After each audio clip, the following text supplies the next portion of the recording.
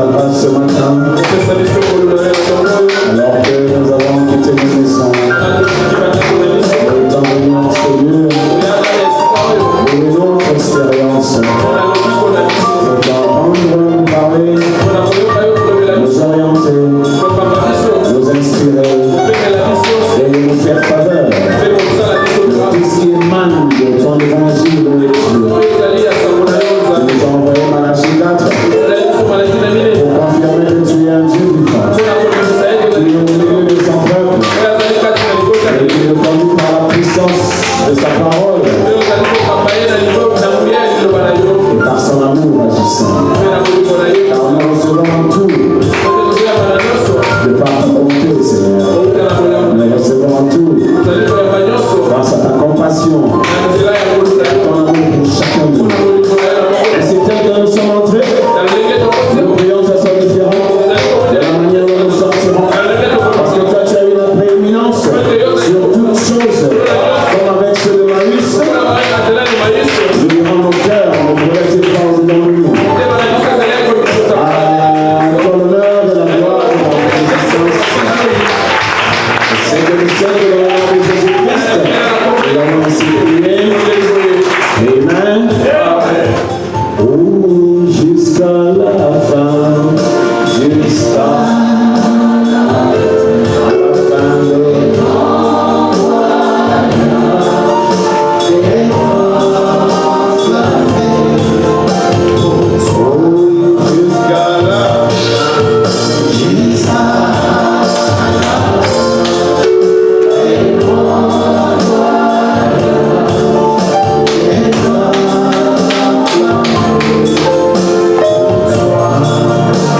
applaudissez-vous, Seigneur.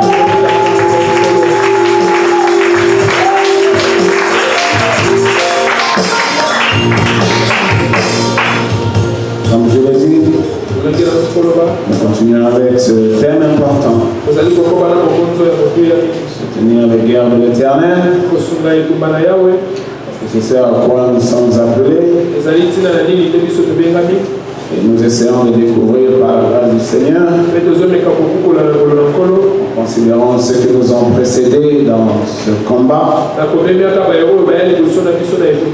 quelles étaient les difficultés auxquelles ils devaient faire face à leur temps, quelle était leur attitude et tout ça, et voir même pourquoi pas la fin de leur vie. Parce que l'Écriture qui dit que nous ne mourrons pas tous, ne s'étant pas accompli à leur époque, comme il se trouve que prophétiquement, cette Écriture est supposée s'accomplir à notre époque. Donc ce sera sûrement, comme la Bible dit, quelques-uns ne connaîtront pas la mort ici. Mais nous essayons de voir ensemble simplement avant que nous on arrive à expérimenter cette écriture qui dit que nous ne mourrons pas tous.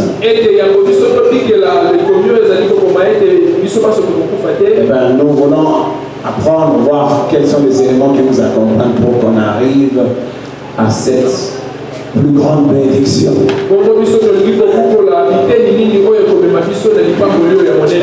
Depuis que Adam est sorti de l'Éden, son âme est restée accrochée à son retour. Tel que nous gémissons ici, c'est Adam qui a commencé à gémir le premier jour où il était chassé de l'Éden. Parce qu'il a été créé, il a été constitué de manière à vivre dans la perfection, à vivre dans la communion parfaite avec son Créateur, dans l'adoration parfaite et toutes ces gloires qu'il connaissait étant à l'Éden, étant le maître de toutes choses, parce qu'il a été héritier. Or, nous étions en lui.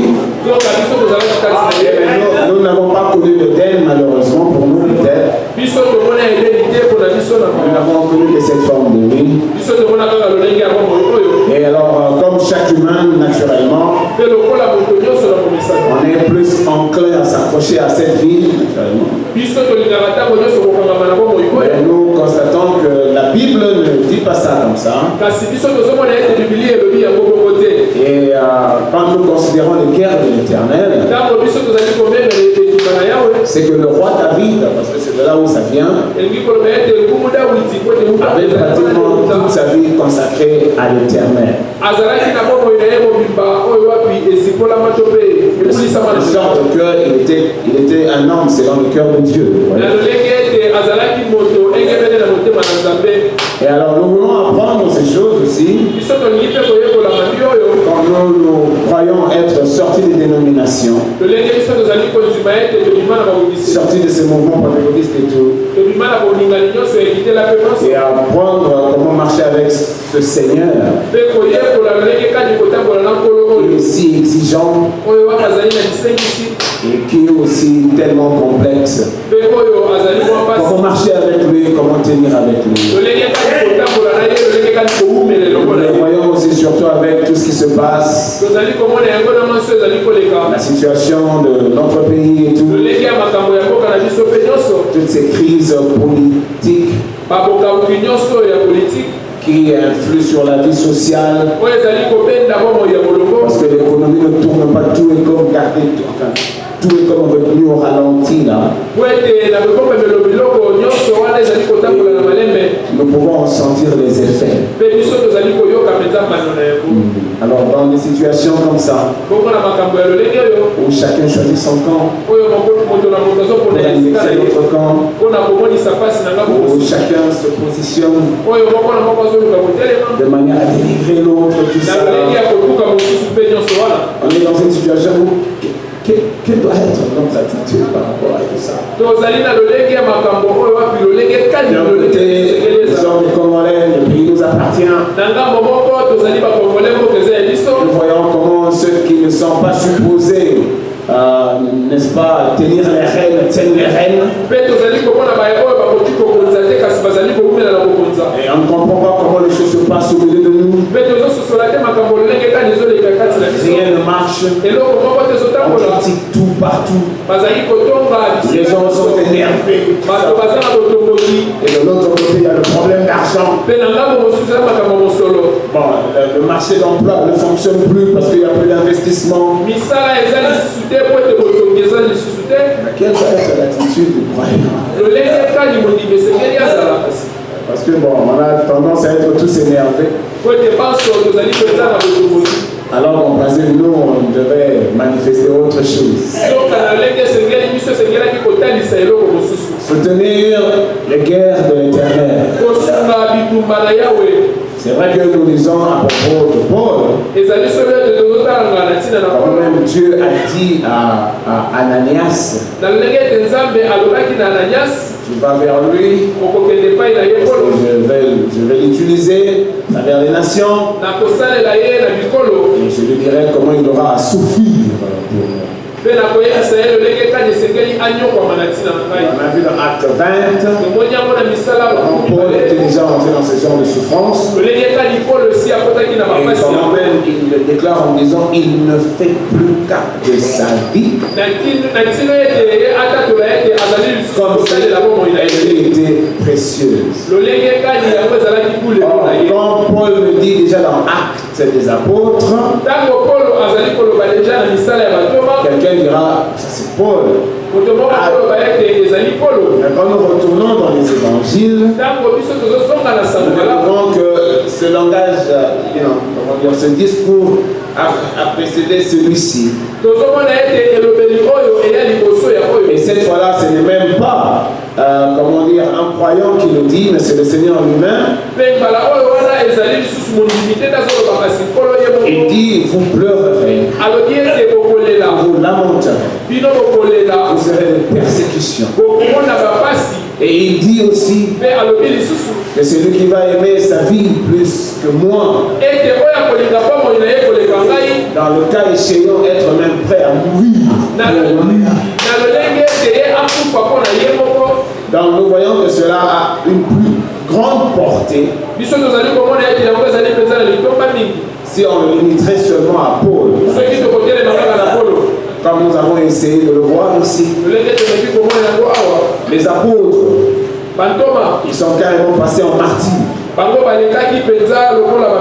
Je me rappelle encore dans Jean, je crois, 16 ou 15. Eux qui avaient marché avec le grand roi. Eux qui avaient marché avec le Tout-Puissant. Eux qui se sont fait une idée de lui. Comme tout le monde. Il est grand. Il est puissant. Il est délivrant. Il nous allons voir la gloire de l'Éternel. Mais aussi le Seigneur, en approchant sa mort,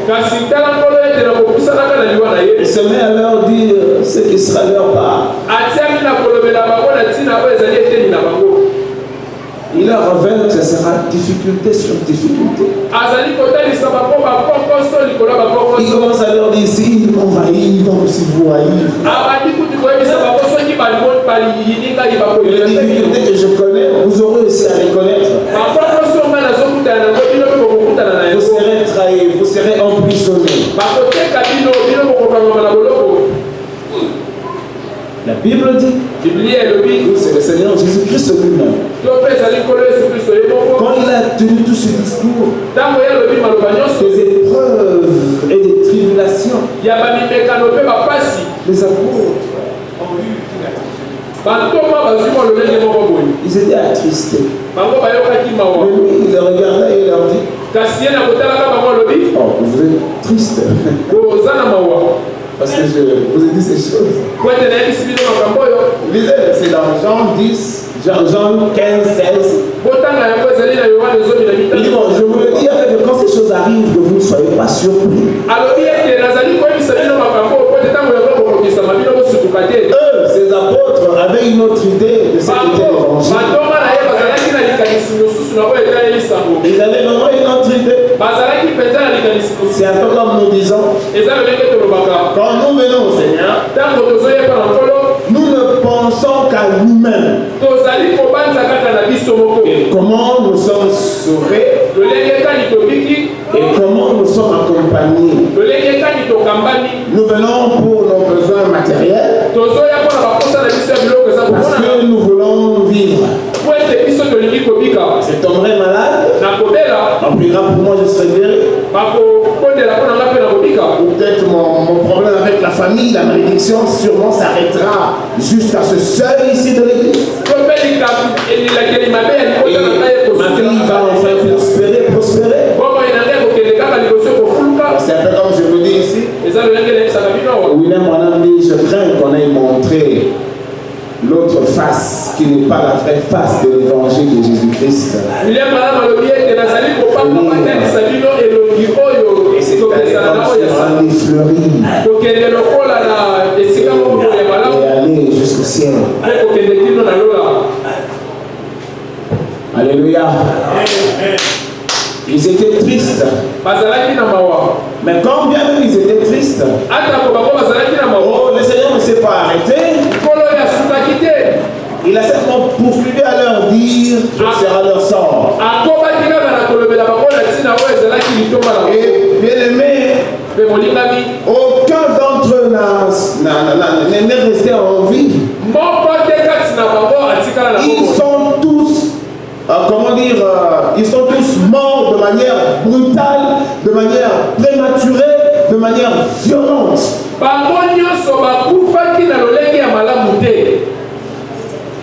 Lisez la Bible, renseignez-vous. Bon alors, si nous trouvons que ce thème est important pour nous en ce moment, parce que des fois, nous pensons que nous ne portons aucune charge. Bon, je parle à l'épouse de Jésus-Christ. Parce que toi, dans le message, tu es l'épouse de Jésus-Christ. Tu es sorti des dénominations. Tu es sorti des églises de rebelles. Tu es sorti des églises traditionnelles. Tu es venu dans la lumière du soir pour faire nombre parmi ceux qui vont aller à l'enlèvement. Quelle est la charge qui pèse sur votre épaule? Et quand on en arrive à une situation pareille, où tout se coince de partout, où tout incite à l'insurrection, à la révolte, que devra être notre comportement? Alors, je ne sais pas, mais il est vrai que l'évangile que nous portons, enfin, c'est-à-dire nous allons devant vous. Alors, c'est l'évangile selon Malachie 4. Alors maintenant, c'est toujours pas facile de porter cet évangile. Parce que c'est un évangile qui vous ramène à la restauration de l'autel de Dieu. Si les 12 pierres de l'autel ont été fractionnées par la volonté des hommes, mais quand Dieu envoie Malachie 4, c'est pour qu'il restaure l'autel. Et quand il restaure l'autel, c'est-à-dire il les ramène à la dimension de 12 pierres. Cela veut simplement dire qu'il nous ramène à la totalité de la parole de Dieu. Vivre toute la parole de Dieu. La porter en lui évitant des mélanges. La porter en lui évitant des combinaisons. Et c'est ça le choix que nous avons fait. Et c'est ça ce qui pèse sur nos épaules aujourd'hui. Vivre la parole dans sa totalité. Amen. Donc ce n'est pas vraiment en disant des amens tel que je l'entends. Mais c'est en ayant vraiment un cœur modifié. Un cœur qui change. Non, c'est le prophète qui le dit. On m'avait dit, pasteur, quand tu dis comme ça, moi je ne sais plus dire amen, alléluia. Non, c'est le prophète qui le dit. C'est le prophète au fait qui le dit. Dans l'évangile, c'est là Malachie 4. Il ne consiste pas à faire une déclaration, mais à manger de la chair du Fils de l'homme, à se tenir là, braqué devant le soleil, pour vous exposer au soleil, afin de mûrir. Maintenant le problème, ce n'est pas seulement se braquer là au soleil. Le problème c'est sentir la chaleur du soleil. C'est-à-dire modeler les éléments qui sont en vous pour vous amener à la croissance. Le problème ce n'est pas aussi simplement sentir ça. Mais le problème c'est aussi supporter ça. Mais nous découvrons, nous qui prêchons comme ça, que nous sommes difficilement acceptés. Parce que ce n'est pas de l'évangile social ici. Quoique les uns et les autres apprécient beaucoup l'évangile social.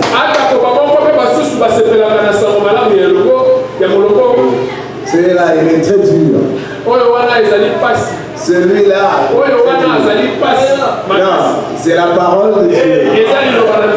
Ramenée dans sa totalité. C'est ça même le sens de Malachie 4. Là où sera le corps, là s'assembleront les aigles. Et les aigles mangent de la nourriture vraie. Or maintenant, quand nous parlerons de ceci, de cette chair du Fils de l'homme, nous sommes dans la guerre de l'Éternel. La guerre de l'Éternel. Parce que quand nous considérons cette déclaration-là, prenons cette scène-là, tout autour du corps, et que c'est par ce corps-là que nous aurons la vie. Et bien alors, quand nous rentrons, par exemple, comment dire, dans le temps passé, nous considérons Israël qui devait aussi se retrouver autour de l'agneau. Pour que l'on comprenne tout ce que je vous dis ici est absolument vrai. C'est-à-dire que notre expérience avec le Seigneur est émaillée de beaucoup de moments d'épreuves et de complications. Alors nous voulons un peu rentrer au commencement pour voir ceux qui en premier avaient participé à cette guerre. Vous savez, on pourra parler de l'hysope par exemple. Quelqu'un dira oui, c'était l'hysope. C'est tout fidèle d'herbe qui prenait. Le prophète dit qu'il ne signifiait presque rien du tout. Mais l'hysope voulait dire qu'une vie a été faussée. L'hysope voulait dire prendre le sang et l'appliquer. Quand vous appliquez le sang, on vous dit vous devez l'appliquer de manière que les autres voient. On doit sentir quelque part là vous avez accepté le martyre. Ça veut dire que vous êtes entré dans une forme de vie qui ne correspond pas à celle de tout le temps. Et pour que l'ange passant, qu'il ne vous frappe pas dans la maison, il faut que les sangs soient visibles. L'hysope, le sang. Or, ça ne se limite pas là. Vous devez manger la chair du Fils de l'homme. L'épouse de Jésus-Christ. Quand on dit c'est la Pâque du Seigneur, ce n'est pas de l'amusement. La Pâque nous rappelle Gethsémane. Que là, un humain comme toi et moi, qui étant soumis à l'épreuve, voulait contourner la tribulation. Mais puisque lui aussi soutenait le cœur de l'Éternel, le Seigneur a dit non pas ma volonté mais la tienne. Oh, chacun doit avoir son Gethsémane. Au moment où il prend toute sa vie et il donne un sacrifice, puisqu'il est dit de nous que nous constituons un royaume de sacrificateurs. La Pâque, c'est se lever. C'est-à-dire que quelque chose arrive. Vous devez partir vers l'inconnu. La Pâque veut dire il y a un désert affreux qui vous attend là-bas. William Branham dit je crains que les églises ils ont démontré l'évangile de Christ de mauvaise façon. On a appliqué à ça trop de facilité alors qu'il n'en est rien. William Branham dit c'est un chemin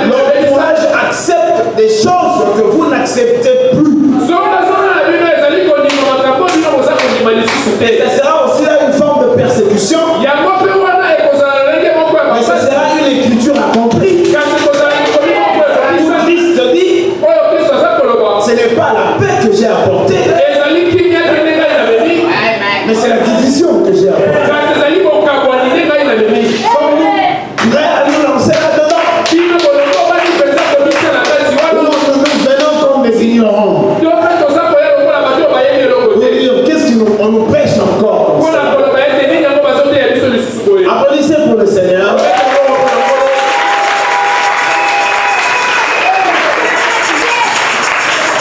Parce que c'est vrai que William Branham dit, reconnaissant que manger cet agneau rôti au feu, non pas à demi-cuit ou bouilli d'une certaine façon, rôti au feu, aucun ingrédient, tout dedans. Vous le mangez comme ça. C'est ça la guerre de l'Éternel. C'est ça la Pâque. Parce que quand vous lisez la manière dont Dieu a ordonné à Moïse comment il devait faire, ils allaient en guerre. Ils étaient prêts pour sortir. Et ils ne mangeaient pas en s'amusant. La Bible dit qu'ils devaient manger à la hâte.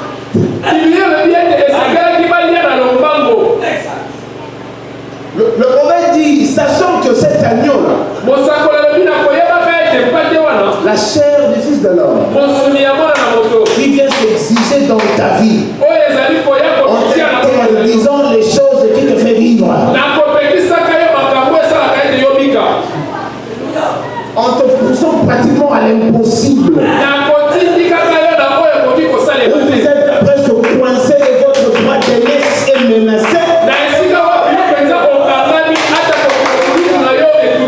Vous devez mentir, vous devez tricher, vous devez s'afficher pour vivre, mais la chair du Fils de l'homme vous en empêche. Vous êtes mis à l'épreuve. Là, nous savons que beaucoup regardent à gauche. Il n'y a pas de pasteur, il n'y a pas de frère. Et ils y plongent. Et avec le message de William Branham. Mais quand nous parlons ici, nous parlons aux fils et filles de Dieu. Ceux-là qui savent porter cette douleur-là, qui sont prêts à affronter le feu et mourir.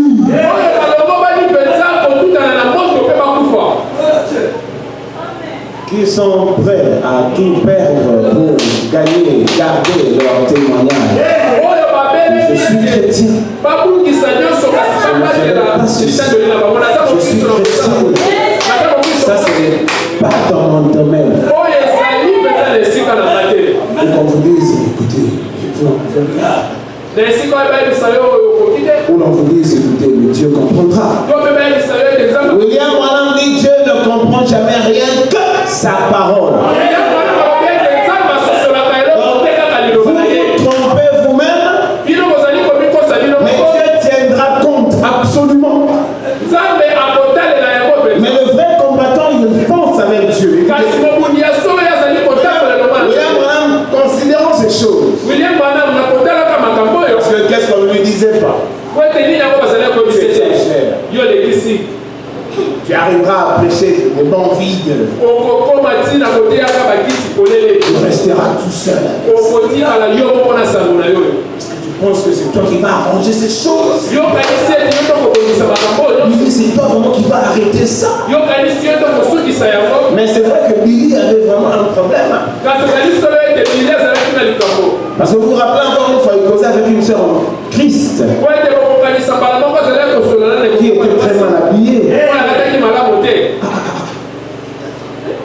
La sœur lui dit, mais on ne vend que ça. William Branham devait lui dire, mais il y a aussi des tissus et des machines à vendre.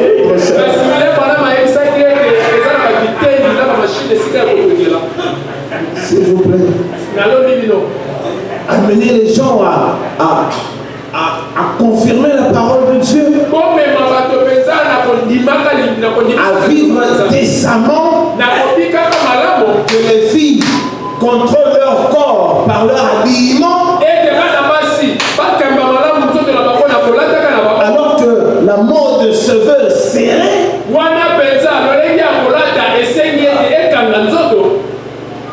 Mais je sais qu'elles sont fortes.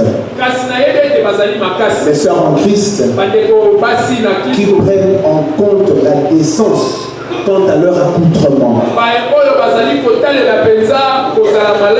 Et je sais que c'est par le Saint-Esprit qu'elles font ça. Parce que la séduction est facile. Hein? Et la séduction est active. On veut se plaire et plaire la communauté. Mais quand vous en arrivez au moment où la chair du Fils de l'homme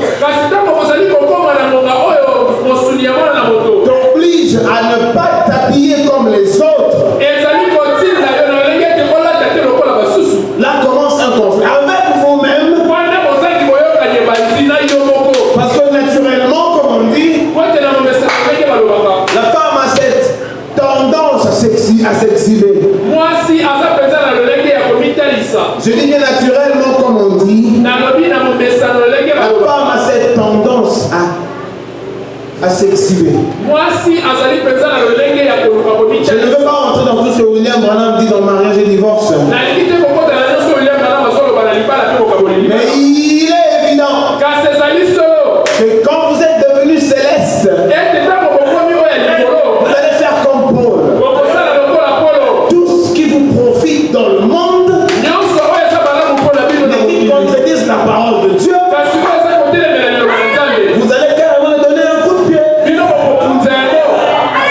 Paul dit, j'ai considéré ces choses comme de la boue. Pour gagner Christ. Ce n'est pas facile voir une sœur en Christ complètement délivrée de ces choses. Mais dans sa garde-robe, le Saint-Esprit par l'amour divin l'a convaincu de n'avoir que des robes et des jupes décentes.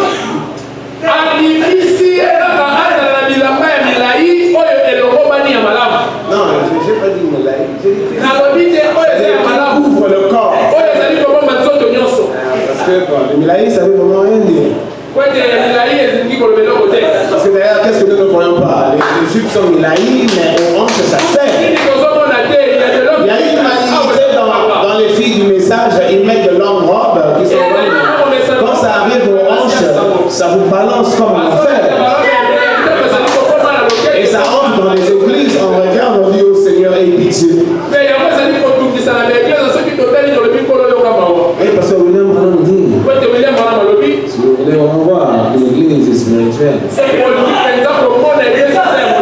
Il dit pas que c'est parce qu'on prie pour les malades sont guéris. C'est pas qu'on prie pour les morts et les résurrections. C'est pas parce que le pasteur fait des voyages. Pas parce qu'on a consulté.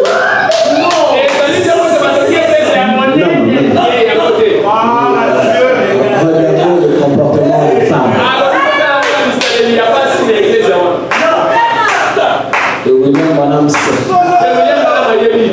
Pourquoi il est dit? Applaudissez pour le Seigneur.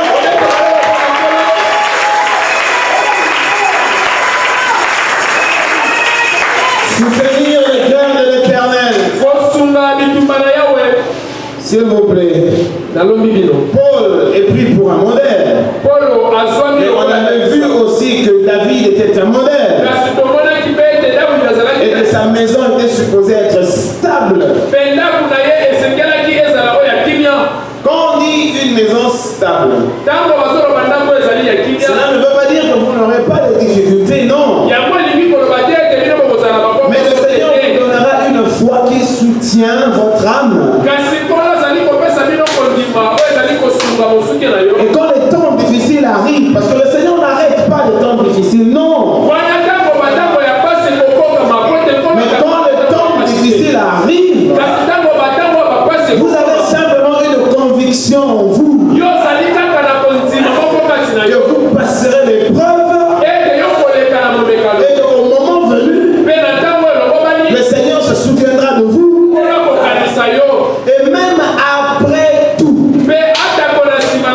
ce sera que ce soit une pauvreté qui persiste. La Bible dit que rien ne me séparera ce soit la nudité, que ce soit la disette. Bon, ne parlons pas de l'opulence. Hein. Non, parce que l'opulence, ça s'attire pas. Au contraire, l'opulence, ça a tendance à éloigner. On oublie Dieu, on veut vivre. C'est souvent dans des moments de tiraillement. Bon, le Seigneur aime ça. En tout cas, lisez la Bible. Vous verrez que le Seigneur aime ça.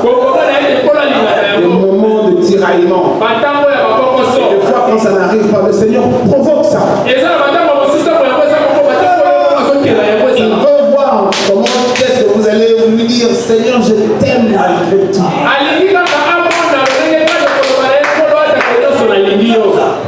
Soutenir le cœur de l'Éternel.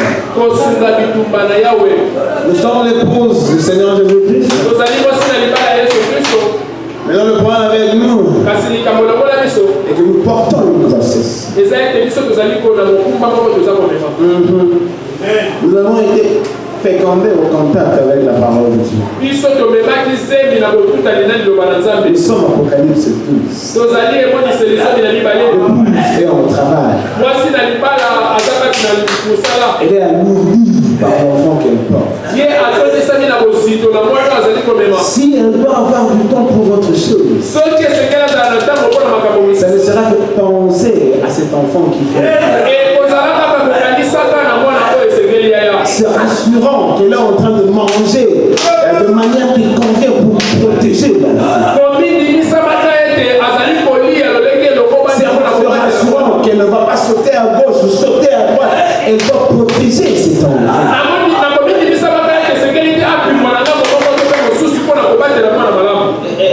Elle aura des manifestations sur son corps, de fois désagréables, seulement parce que c'est l'enfant dedans elle est en train de compliquer son être.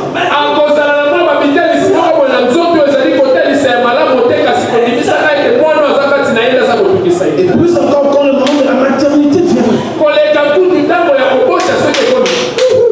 Vous savez que c'est le cas aujourd'hui avec l'épouse de Jésus-Christ.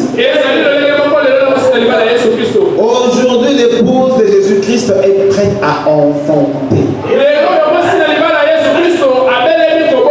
L'évangile que nous prêchons en fait, c'est un baume qu'on est en train de donner à cette épouse-là. Elle s'applique le baume en question.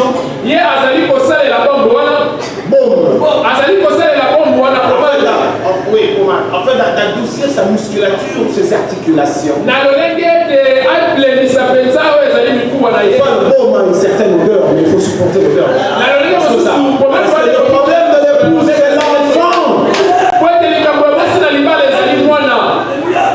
Et comme je vous dis toujours ici, nous ne portons pas cet enfant-là comme Marie l'a porté. L'enfant Jésus que nous mettons au monde, c'est quand parole sur parole, c'est quand révélation sur révélation,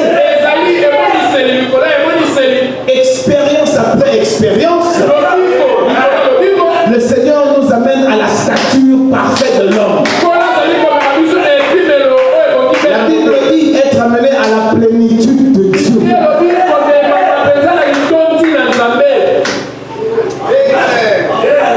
Il faut aimer ces choses.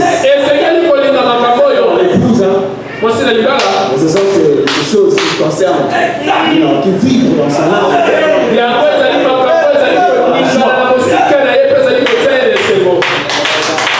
Alléluia. L'enfant que nous portons. Parce que c'est maintenant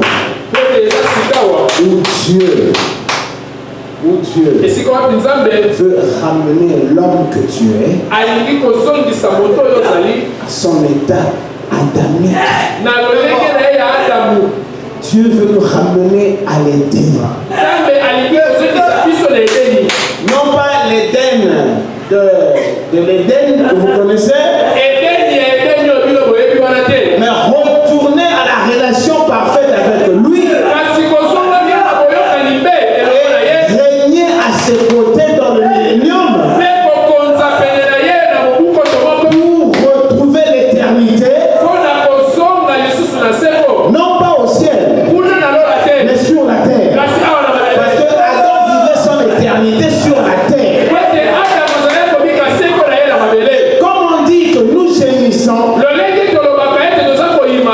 La nature aussi gémit. En fait, c'est Dieu lui-même qui gémit.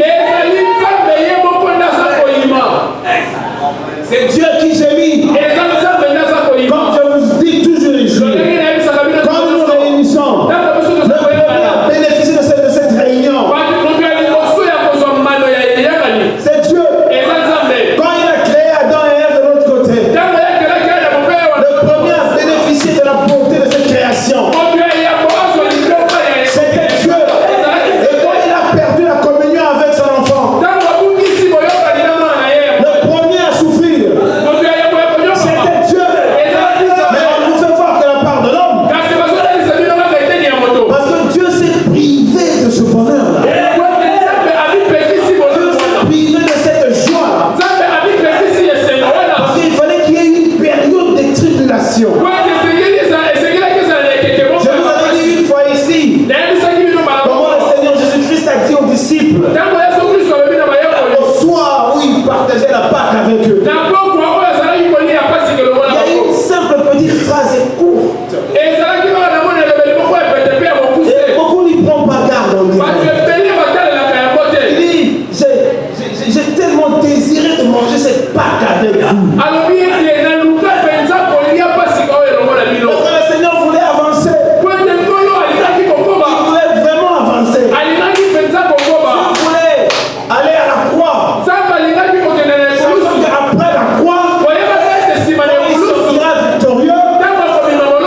L'onction de l'Éden, la colonne de feu de l'Éden, qui couvrait la totalité d'Adam, pourra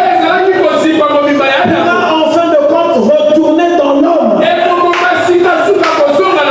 Ah, mais c'est vrai, non? C'est l'arbre de vie qui est gardé entre deux chérubins. Mais qui avait donné cet arbre de vie à l'homme? N'est-ce pas Dieu? Pourquoi Dieu a-t-il donné cet arbre de vie à l'homme? Dieu voulait la communion. Le prophète dit ça. Dieu a créé l'homme pour la communion. Parce qu'il ne veut pas être seul. Alors l'homme doit communier avec lui dans la perfection. Mais Adam devait pécher. Donc Dieu a accepté de souffrir avec l'homme. Quand nous sommes co-ouvriers, nous sommes co-ouvriers depuis l'éternité. Il nous avait prédisposé au travail à ses côtés. Soutenir les cœurs de l'éternel. Ce fils-là que nous nous portons, en fait, c'est quand la plénitude de la parole de Dieu, quand la plénitude de la nature divine s'exprimant totalement dans ma sœur, ça lui permet de reposséder sa divinité. En repossédant sa divinité, elle accomplira l'écriture.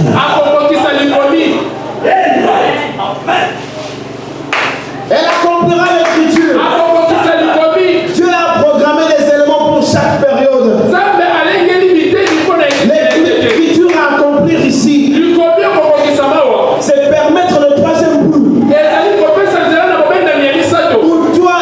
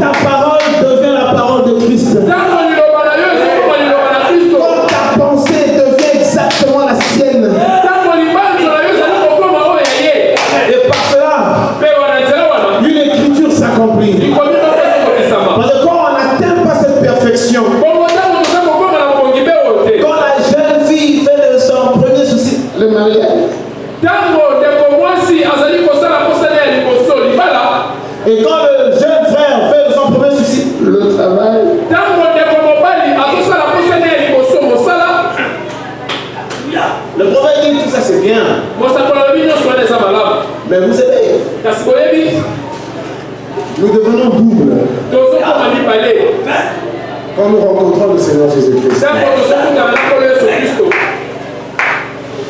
Mais une chose, c'est que le domaine spirituel doit avoir plus d'importance que le domaine matériel. Je crois qu'on avait vu à propos de Jésus-Christ.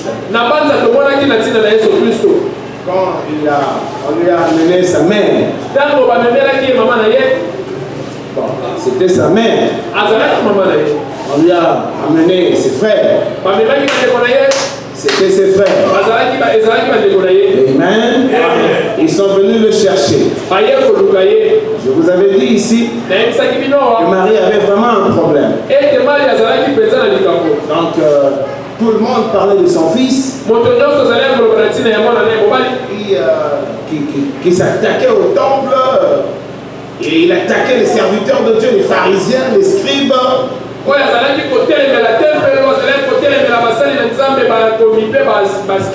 Et Marie généralement allait chercher Jésus pour le ramener. Bon, si vous voulez, j'ai pris pour vous peut-être, vous voyez lire dans Marc 3, 21. Là où Marie est allée chercher Jésus, disant que, bon, vous comprenez, il est hors sens. La tête tourne mal, hors sens. Alors Marie s'était donné ce devoir-là. D'aller chercher pour le ramener. Or, Jésus pratiquement avait changé de dimension. Pourquoi a-t-il renié Marie? Alors qu'il était humain. Et je ne sais pas si à l'époque, il passait aussi de temps en temps en famille. Son temps de fois, il passait aussi en famille. C'est vrai, il est par-ci, il est par-là, mais quand il retournait en Galilée, il était souvent en famille.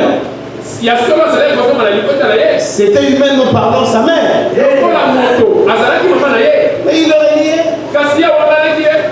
Et quand il renie sa mère et ses frères, alors qu'il est né dans cette famille-là, et comme il était le grand frère dans la série de Marie,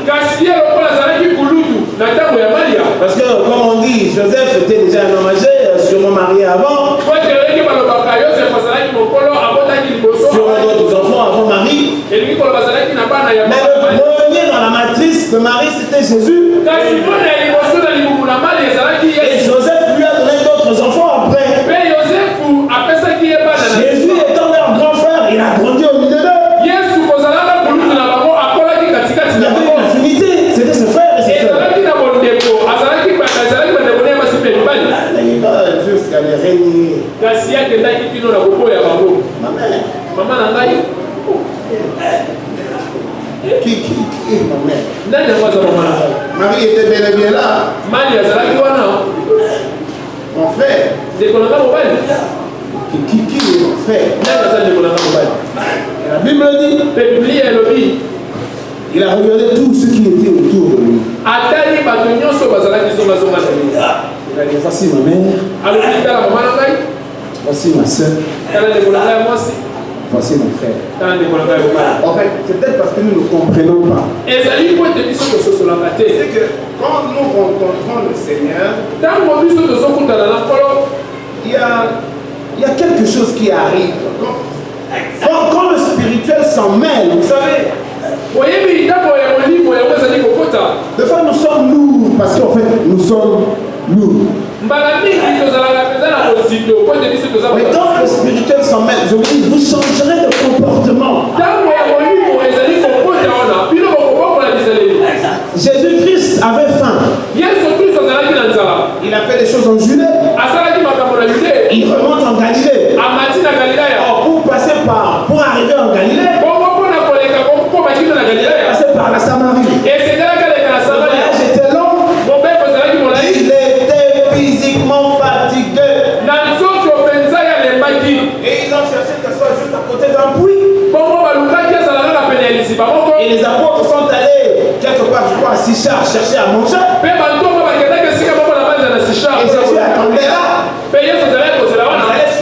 de vivre, manger et boire. Mais le Seigneur, il avait double mission. Comme toi aussi ce soir, ce matin. Comme toi aussi ce matin. En rapport avec les exigences de ce temps du soir. Tu es double. Et c'est le spirituel qui est supposé prédominer. Vous avez dit ça, non? Rien. Dieu d'abord. Tout après. On va te dire revenir. Comme il était double. Il était en mission comme toi aujourd'hui. Une sémence d'Abraham passa par là. Mais elle était une femme de mauvaise vie. Mais le problème, ce n'est pas la forme de ta vie. Le problème, c'est la couleur de ton âme. Oh, Jésus. Le problème, c'est d'où tu viens. Quelle est ton origine, ta racine? Parce qu'il y a de ceux-là qui sortent de Satan, vous le savez? Il y a de ceux qui sortent littéralement de Satan. Et ils vivent, des fois ils dorment à tes côtés. Vous grandissez ensemble, mais toi tu n'es pas de Satan. Et c'est celui-là qui va te faire la guerre. Mais il sera la fille de ton père. Il sera le fils de ta mère. Mais il te fera la guerre parce que son âme est coloriée Satan. Le problème c'est la couleur de ton âme. Qu'est-ce qu'il y a dans ton âme? La foi ou l'incrédulité? La motivation ou le rejet de sa parole et l'hypocrisie. Elle est venue dans ça. Le problème ce n'est pas la mauvaise vie. Le problème est que vous venez tel que vous êtes. Mais au moment où vous le croisez, Dieu récupère ses âmes. Dieu ne peut pas te laisser continuer à te vautrer dans des bêtises de ce monde. Quand il te rencontre, il attirera ton attention vers lui. Tu le vois et il te laisse passer. Bon, je sais pas, mais je sais que c'est très dangereux. C'est vrai qu'on dit que certains ont la conversion lente, semble-t-il. Mais vous risquez de vous fourvoyer. Vous mentez aujourd'hui. Vous mentez demain. Vous mentez après-demain. Quand on dit non, son temps viendra. C'est très dangereux. Vous trichez aujourd'hui. Vous trichez demain. Vous trichez toujours. On dit que non, lui, il n'a pas encore compris. Bon, le problème, c'est la conversion. Parce que Dieu qui cherche, c'est ça. Dieu qui a fait, ne dit pas que quand une âme se répand, il y a une fête qui est organisée au ciel. L'importance de nos âmes. L'importance de nos âmes. Nous étions sortis de Dieu. Et nous avons laissé là un vide. De sorte que Dieu est toujours content. Il y a une âme qui rentre. Une âme qui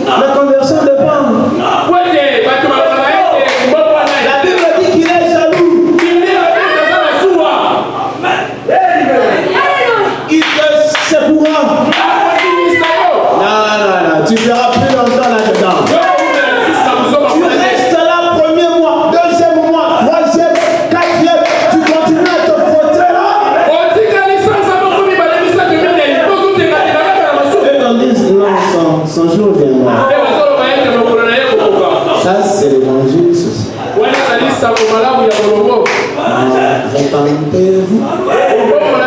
Soyez baptisés au nom de Jésus-Christ. Il faut recevoir le don de Saint-Esprit. Ça arrête le mensonge. Ça arrête la tricherie. Ça arrête la suite. Ça arrête l'impudicité. Quand tu continues, tu n'es pas dans le corps mystique. Tu es dans le corps local, oui. Mais dans le corps mystique, non. Donc, faites très attention. Bon, de toute façon, ça dépend aussi. Hein.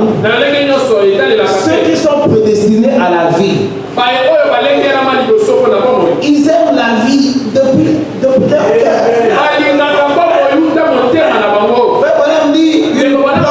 Une plante d'origine n'a pas besoin qu'on le couvre de serre, un peu de chaleur, mettre un peu d'eau, et pas beaucoup de chaleur, pas trop de froid. Bon, ça va falloir. On a dit une vraie plante à tout en elle. Tiens, que ça fasse froid, ça fasse chaud, la plante. Tiens, elle est d'origine.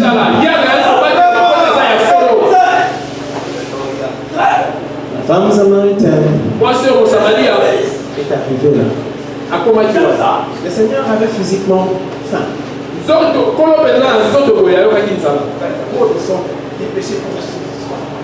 Remarquez la différence de dimension. Oh, quand il s'est mis en travail, et que finalement il est arrivé à convaincre cette âme-là. Oh là là, cette femme était prise en ébullition. Cette femme est allée raconter au village. Quand les apôtres sont arrivés, ils ont amené de la nourriture charnelle. Mais le cœur du Seigneur n'était plus là. Il leur a dit non, mais Seigneur, mange. Non, vous ne comprenez pas. Je viens de manger d'une nourriture qui est de notre qualité.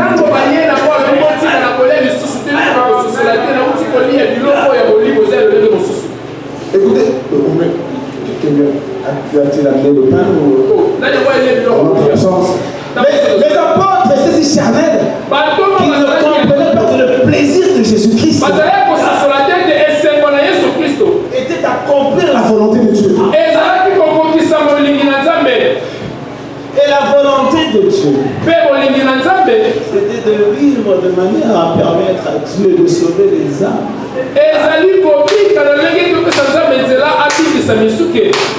Vous ne savez pas de quelle nourriture je suis nourri ici, là, laissez-moi avec tout ça. Maintenant, même cette femme-là, comment on fait qu'elle était une femme de mauvaise vie? Qui attirait les hommes, Et vous savez, la séduction, quoi. Elle était le matin, elle était à midi. Donc si elle avait une cruche, ce ne sera pas n'importe quel genre de cruche. Parce que sa prostitution, c'est quand même elle va puiser de l'eau. Mais malgré cette cruche de qualité qu'elle gardait pour elle, il nous dit quand la vérité a frappé cette femme-là m'a pas dit, Seigneur, garde-moi ma cruche, hein? Elle laisse à la cruche. Parce que c'est le plus important. Cette femme-là est allée au village. Il dit, venez-vous les âmes perdues. Venez, j'ai la lumière là-bas. Elle a oublié la cruche.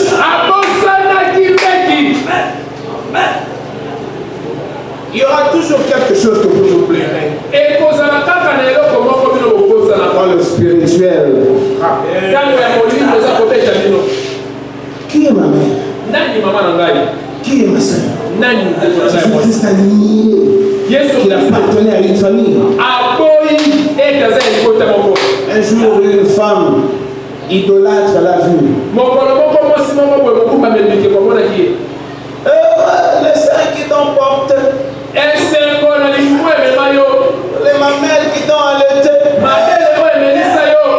Jésus-Christ crie fort. Heureux plutôt celui qui écoute la parole de Dieu et accomplit sa volonté.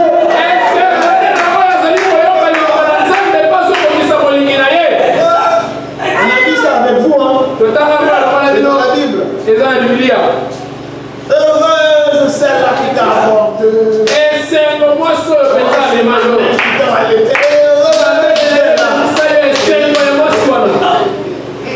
Jésus-Christ laisse pas passer les occasions, il corrige sur le champ. Plutôt, écoute la parole et met en pratique.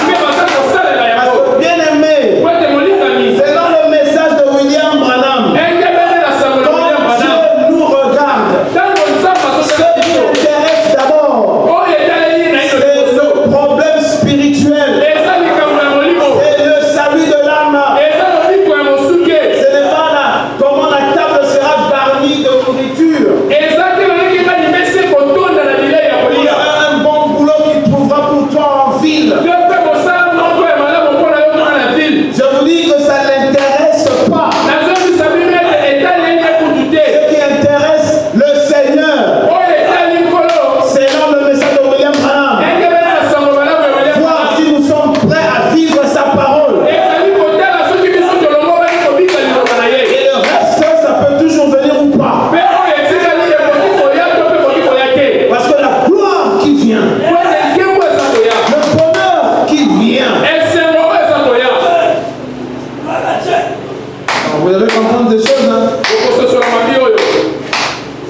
Abraham cherchait une cité, vous savez. Abraham, ce n'était pas un indigent. Non, c'est-à-dire un villageois ou je ne sais pas quoi là, un rétrogradé. Non, quand Dieu est allé le chercher, il a fait sortir d'une ville moderne. Mais parce qu'Abraham avait compris, Abraham est sorti ne sachant où il allait. Et quand bien même Dieu l'a fixé quelque part, à cause de l'excellence de la révélation, la Bible dit qu'Abraham cherchait une cité. Finalement, Abraham aspirait à l'Éden. Il avait de l'argent, il pouvait construire tout ce qu'il voulait, des maisons en matériaux durables. Lui qui avait tout ça, cherchait plutôt une cité.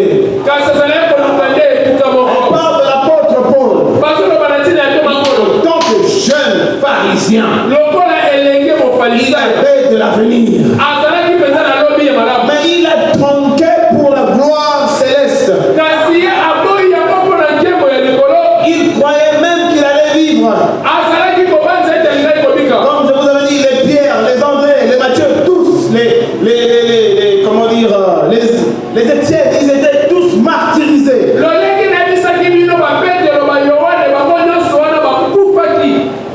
Lui, il croyait qu'il allait vivre. Il a même dit aux chrétiens, priez pour que je vous sois rendu. Mais Dieu n'avait pas exaucé ça. Parce que Dieu ne l'avait pas programmé ainsi. Vous pensez que Paul n'avait pas le droit de vivre comme vous aimez vivre aujourd'hui? Vous pensez que Paul n'est qu'une idée. Paul, c'est dans la Bible. Paul était un jeune homme, un individu. Mais il a sacrifié sa vie. Comme il le dit lui-même. Hein. C'est dans Philippiens, vous permettez? Je vais m'arrêter, ne vous en faites pas, je vais m'arrêter.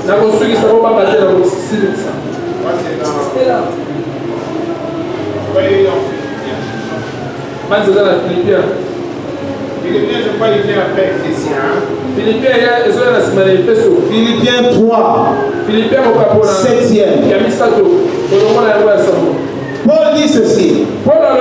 Mais ces choses qui étaient pour moi de gain, je les ai regardées comme une perte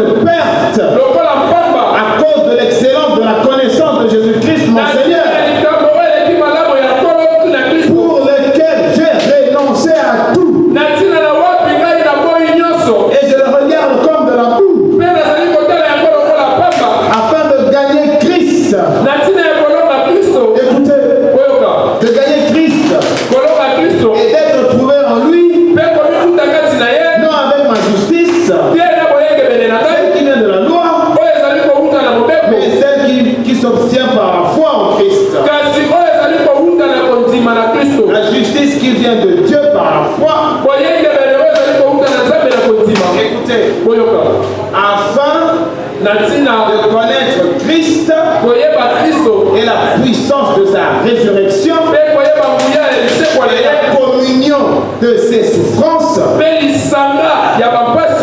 devenant conforme à lui dans sa mort, parvenir, si je puis, à la résurrection d'entre les morts. La résurrection d'entre les morts. Ou si vous voulez, le jeune homme riche, quand il est arrivé, c'était vraiment un religieux. Ah, je fais ça, fais ça, ah, je fais ça.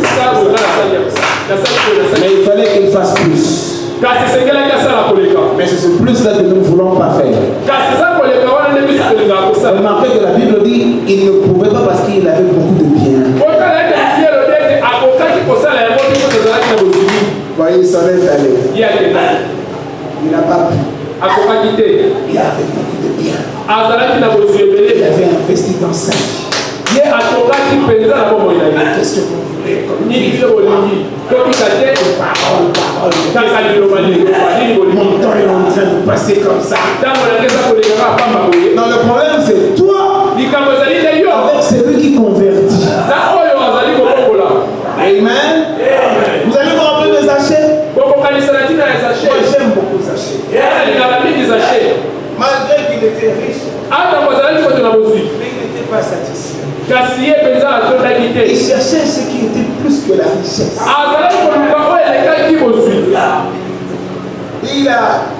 Il a trouvé que Jésus a été mystérieux. Et d'après tout ce qu'il a appris de lui, il a compris qu'il y avait quelque chose en lui. Et il était curieux. Malgré qu'il était un noble. Remarquez comment il a mis à côté sa noblesse. À cause de l'amour qui bouillonnait en lui. Sa chair a oublié qu'il était un homme riche. Il cherche Jésus. Il est passé par là. Il est poussé par là. Il est allé par là. Il arrive quelque part. Il le dévance. Sachez entendre le bruit des pas. Et la cohue qui venait avec lui. Mais sachez que le cours parle. Finalement, il passera par ici. Sachez le riche, le noble. Alors ça, tu vas être comme tu es. Parce que le spirituel ne compte pas pour toi. Tu vas soulever le charnel. Vous avez soulevé le charnel. Et vous savez comment vous le faites. Jusqu'à ce que j'ai touché le sycomore. Sycomore. Il a cherché. L'escabeau, il n'y avait pas d'escabeau. C'est plus propre avec l'escabeau. Là, il se tient avec sa tunique d'homme riche. Il va les pousser pour se cacher ici. Il a pris le sycomore. Il est monté. Quelqu'un peut dire mais bon, qu'est-ce qui se passe avec ce mot? Les gens pouvaient se tenir dans les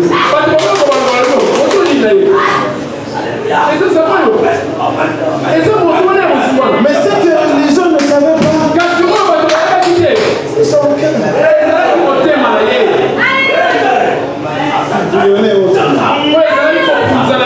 Et maintenant, remarquez la profondeur. C'était tellement vibrant. Jésus-Christ qui passait. Vous pensez que c'était un fait de hasard? Non, il y a un pont qui s'est établi. Le désir dans sa chair a créé une vibration tout autour.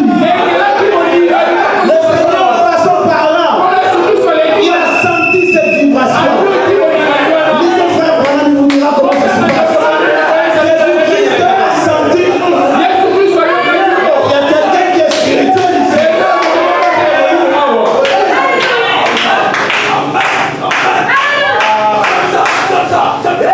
Applaudissez pour le Seigneur.